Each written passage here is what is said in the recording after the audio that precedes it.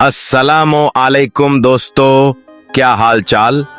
आज हम बात करने वाले हैं एक बहुत ही इंटरेस्टिंग टॉपिक पर, कंटेंट कैलेंडर क्रिएशन। अगर आप कंटेंट क्रिएटर हैं या सोशल मीडिया पर एक्टिव हैं तो आपको पता होना चाहिए कि एक अच्छा कंटेंट कैलेंडर आपकी जिंदगी कितना आसान कर सकता है।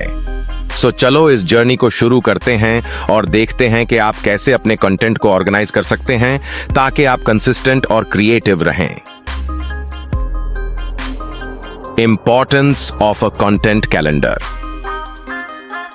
सबसे पहले बात करते हैं कि कंटेंट कैलेंडर क्यों इतना जरूरी है।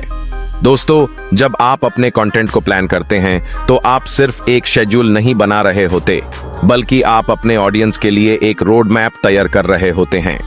सोचो, आपने एक अमेजिंग पोस्ट या वीडियो बनाया लेकिन आप उसे टाइम पर नहीं शेयर करते।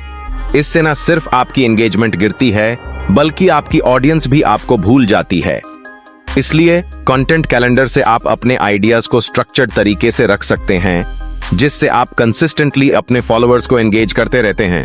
How to create a content calendar. अब चलते हैं कंटेंट कैलेंडर बनाने की तरफ। ये काम बहुत आसान है।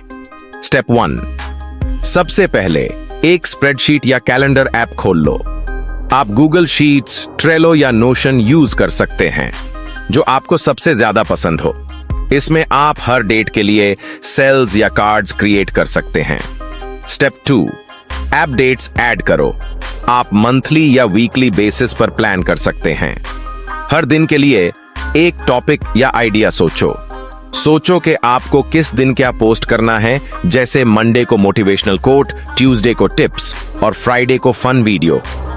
स्टेप 3, हर कंटेंट टाइप को अलग रंग से हाईलाइट करो।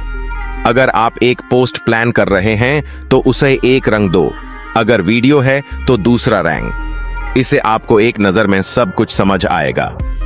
अब कुछ यूजफुल टिप्स शेयर करते हैं जो आपके कंटेंट कैलेंडर को और भी बेहतर बना देंगे। टिप 1, अपने ऑडियंस की प्रेफरेंसेस को समझो।